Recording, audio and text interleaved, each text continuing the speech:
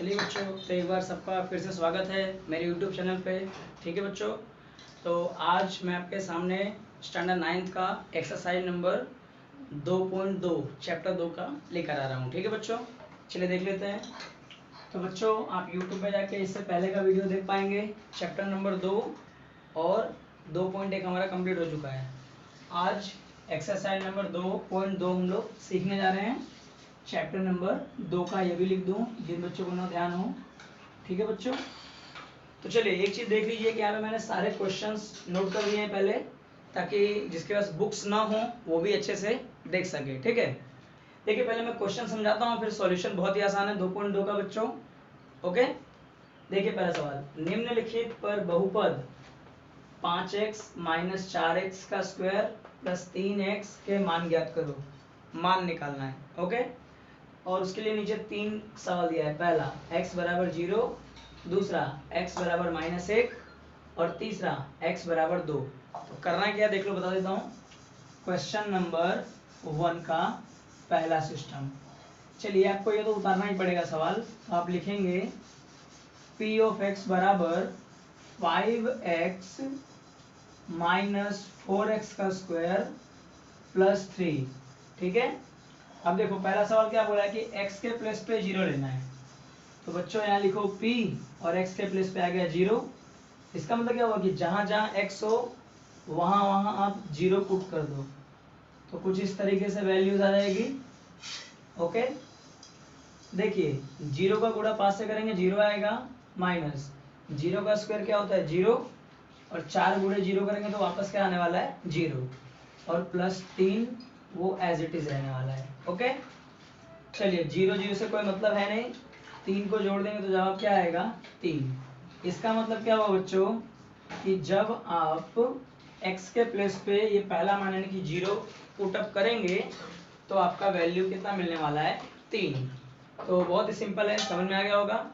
अब दूसरा क्या, देखो x बराबर -1, मतलब सवाल यही रहने देना है, जहां जहां x है वहां वहां -1 रख के इसकी कैलकुलेशन करना है, वो घर से करना पड़ेगा। ओके, अगला भी सेम है।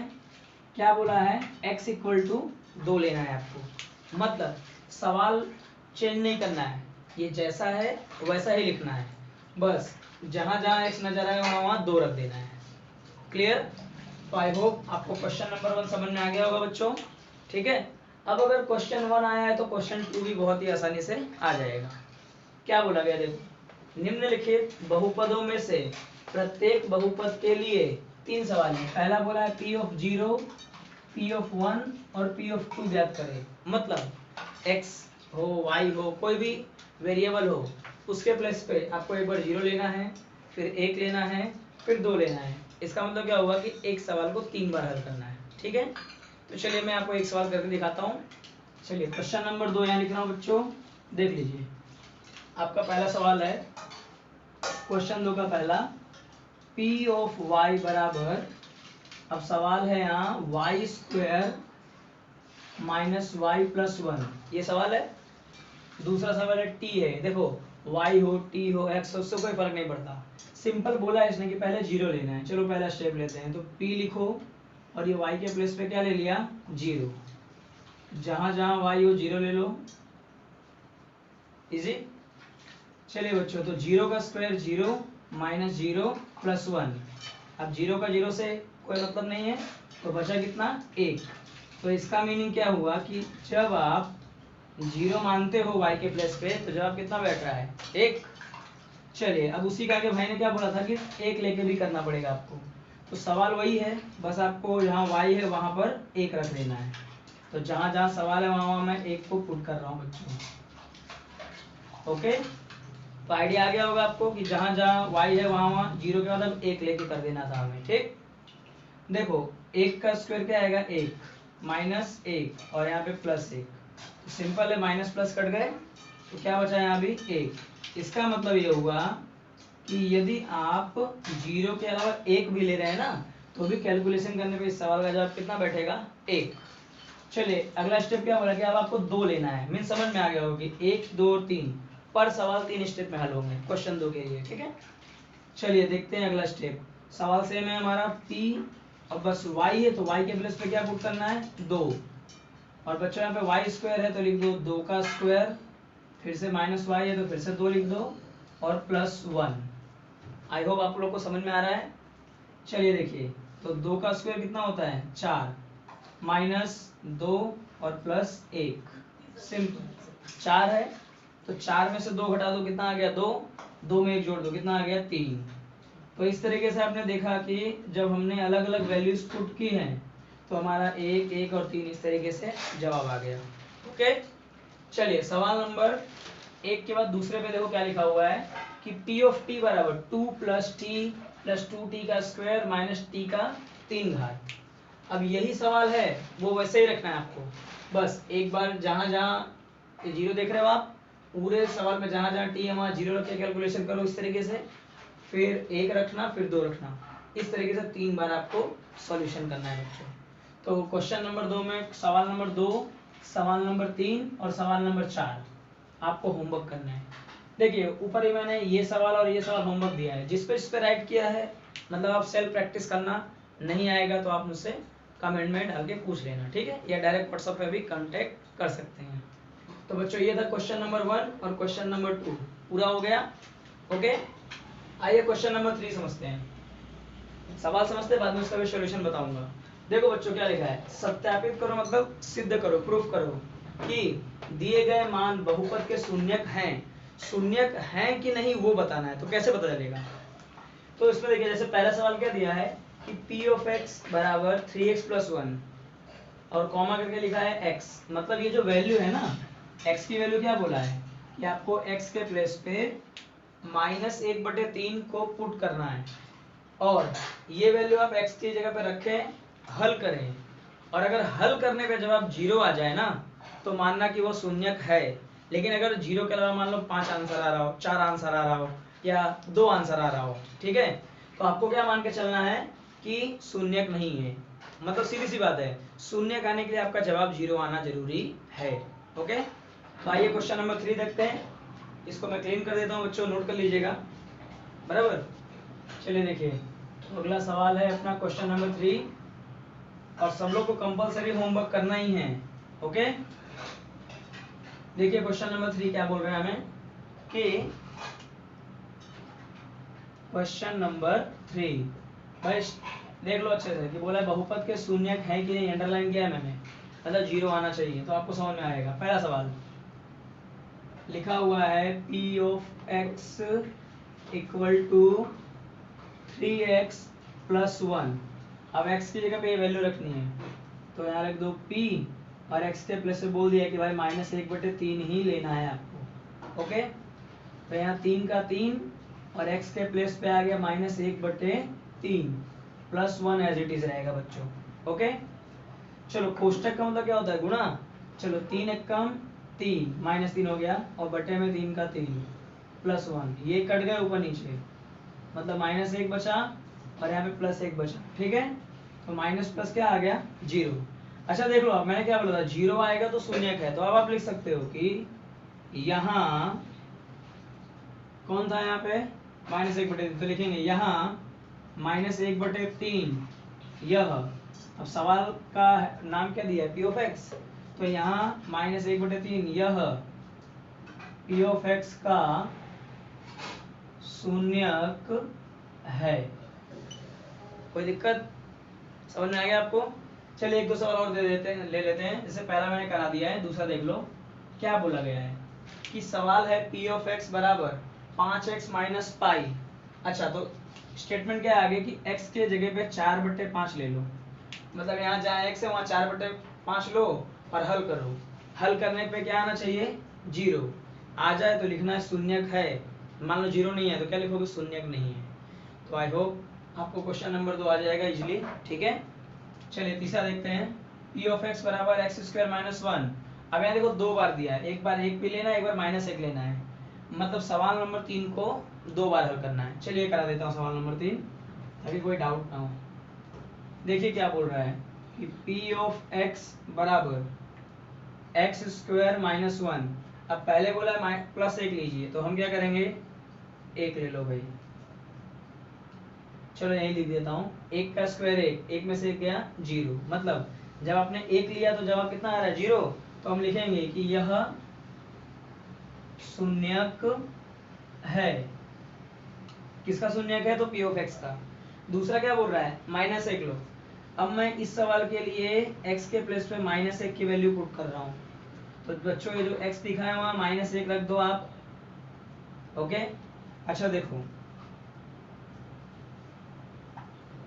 -1 का स्क्वायर कर दिया आपने, तो आपको पता है माइनस माइनस क्या होता है प्लस, तो 1 का स्क्वायर 1 और -1, तो 1 में से 1 गया तो इसका भी आंसर क्या आ गया 0, और ये पहले का भी 0 आया, दूसरे का भी 0 आया, तो हम लिख सकते हैं कि यहाँ यह भी शून्यक है। कारण क्या है? कारण कि दोनों वैल्यू रखने पे जवाब 0 पा रहे हैं। ठीक है, तो समझ में आ गया आपको। चलिए मैं आगे क्वेश्चन नंबर 4, 5 की ओर देखता हूँ। जो भी ऐसा लगेगा कि थोड़ा डिफरेंट हो मैं करा दे रहा हूँ, बाकी आपको तरीका याद रखना, शून्यक याद रखने का। ठीक है, तो लिख लीजिएगा इसको। चलिए मैं क्लीन कर रहा हूँ। तो बच्चों अब क्वेश्चन 3 का आगे बढ़ते हैं हम सवाल नंबर 4 की ओर। अगर इजी हुआ तो आपको खुद करना है, और अलग होगा तो मैं उसे करा दूंगा। ठीक है, देखो क्वेश्चन नंबर 4 क्या बोल रहा है कि p ऑफ x बराबर x प्लस 1 और x माइनस 2। सिंपल, देखो जिसको तीसरा समझ में आया होगा उसको चौथा भी आ गया होगा, सेम ही है ये। तो ये वाला आपको HW है। एक बार -1 रख के करना, एक बार 2 रख के करना। ओके, चलिए 5वां आइए। ये तो सिंपल है, बस 0 रख के करना, तो डेफिनेटली आप डायरेक्ट ही बोल सकते हो कि हाँ भाई ये जो है तो शून्यक है, कारण कि आप ये 0 पुट करोगे तो 0 का स्क्वायर 0 ही आएगा। तो ये भी आपको HW में करना है। चलिए सवाल नंबर 6 पे आते हैं। क्या बोला गया है? p ऑफ x, चलो ये करा देता हूँ, ये तो बहुत सारे बच्चे लोग को आएगा ही नहीं। तो p ऑफ x बराबर क्या दिया हुआ है यहाँ पे देखो बच्चों, lx प्लस m। ओके, क्या बोला है पुट करने के लिए? देख लो कि जहां भी x होगा वहां -m/l लेना है। तो देख लो ये p है, x की वैल्यू लो -m/l, यहाँ l है ऑलरेडी, x के प्लेस पे रख दो -m/l और प्लस m। चलो l कट गया, क्या बचा -m, और यहाँ क्या बचा +m। तो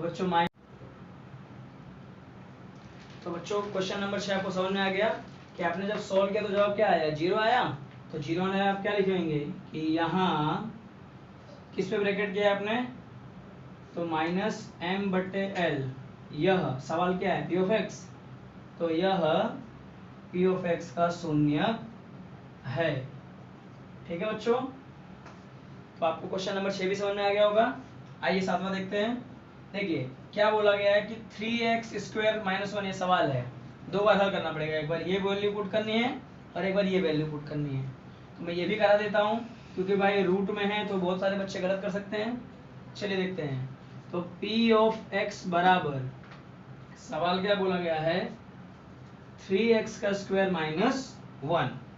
चलिए पहली वैल्यू क्या बोल दिया उसने कि आप -1/3 ले लें। तो ले लेते हैं 3, x की वैल्यू लो -1/3 का होल स्क्वायर, और माइनस क्या दिया है 1। तो देखो बच्चों 3 का 3, 1 का स्क्वायर क्या होगा 1 ही होगा, माइनस माइनस क्या हो गया प्लस। अब बटे में 2 और करनी निकल जाता है, नियम है, तो 2 घात और करनी कट जाएगा, तो क्या बचा 3 और -1 एज इट इज। चलो ये बटे में और ये गुणा में कट गया। अब बताओ 1 - 1 यानी कि 1 - 1 कितना आ गया 0, 0 आ गया। तो आप यहाँ क्या लिख सकते हो कि इस प्रकार -1 के बटे में करनी 3, यह p ऑफ x का शून्यक है। कारण कि जवाब 0 आ गया है। अच्छा, तो जब ये शून्यक हो सकता है तो दूसरा क्या बचा 1/3, वो भी इसी तरीके से सॉल्व हो जाएगा, तो उसका भी लगभग आंसर 0 आ जाएगा। तो आप ये ट्राई कीजिएगा। ओके, एक भाग समझा दिया करा के रूट वाला, ताकि कोई डाउट क्लियर, मतलब डाउट आपको ना हो। ठीक है, तो नोट कर लीजिएगा बच्चों। चलिए क्वेश्चन नंबर 8 लास्ट सवाल है। p ऑफ x बराबर 2x प्लस 1। अब क्या बोला है कि x के प्लेस पे आपको 1/2 रख के चेक करना है, कर देना आराम से, 0 आ जाएगा जवाब। तो क्या लिखोगे शून्यक है, और 0 नहीं आया तो शून्यक नहीं है। चलिए तो यहाँ भी मैं क्या लिख रहा हूँ आपको HW, मतलब ये हुआ कि हमारा बच्चों क्वेश्चन नंबर 1, 2 और 3 फिनिश। आइए लास्ट क्वेश्चन पे, और ये क्वेश्चन हमारा जैसे ही होगा तो मान लेना कि हमारा अभ्यास जो है 2.2 एक्सरसाइज वो भी पूरी तरीके से कंप्लीट हो जाएगा। ठीक है बच्चों, और जितने भी सवाल होमवर्क में दिए हैं प्रयास कीजिएगा, नहीं आएगा तो जरूर बताऊंगा। ओके, आइए 4 पे क्या लिखा है।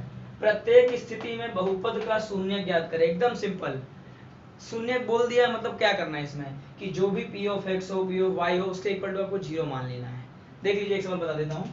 चलिए क्वेश्चन नंबर 4 का पहला क्या बोला गया है कि p ऑफ x बराबर क्या दिया गया है, x प्लस 5 सवाल है आपका। अब शून्य ज्ञात करने का सबसे सिंपल ट्रिक, यहाँ जो दिया उसको 0 मान लो, मान लिया। अब यहाँ पे x हो तो x, y हो तो y, t हो तो t, a हो तो a, सबको अलग कर दो। चलो प्लस 5 है, इधर आया तो माइनस, यानी हो गया -5 बराबर x। क्रम में करोगे तो x बराबर -5 कहा जा सकता है। सिंपल हो गया शून्य। चलिए सवाल नंबर 2 क्या बोला गया है, ये रहा देखो, x -5। सिंपल बताओ इसके जगह क्या मानोगे, 0। अब ये -5 इधर आया तो +5, तो दूसरा वाला आपको सेल्फ अटेंड करना है। तीसरे में आइए, चलिए मैं नंबर 3 लिखता हूँ। सवाल दिया है p ऑफ x बराबर 2x प्लस 5। ओके, चलिए शून्य ज्ञात करना है, क्या मान लेंगे, 0। ये उतार दो, 2x प्लस 5। तो बच्चों ये +5 इधर आया तो माइनस, और यहाँ क्या बचा 2x। अच्छा 2 इधर आया तो बटे में आएगा, कारण कि हमें x को अकेला करना है, तो हो जाएगा -5 के बटे में 2 इक्वल टू x। सीधा कर दो, तो इसीलिए x बराबर -5 के बटे में 2। इजी। तो ये था हमारा तीसरा। आइए चौथा सवाल देख लो, सेम इसके तरह ही है, तो अटेंड कीजिएगा। चलिए क्वेश्चन नंबर 5 बहुत छोटा है पर थोड़ा तकलीफ दे सकता है आपको, तो करा दे रहा हूँ। क्वेश्चन नंबर 5 जो है वो क्या लिखा हुआ है कि p ऑफ x बराबर कितना दिया हुआ है, 3x। तो बच्चों यहाँ लिख दो 3x, क्या मानना है, 0, तो यहाँ लिख दो 3x।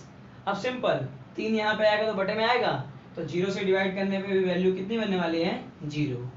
ओके, चलिए बच्चों बचा 6 और 7। तो इस तरीके से आपको क्या करना है, 0 मान लेना है। अगर नहीं आएगा तो मैं आपको जरूर बताऊंगा।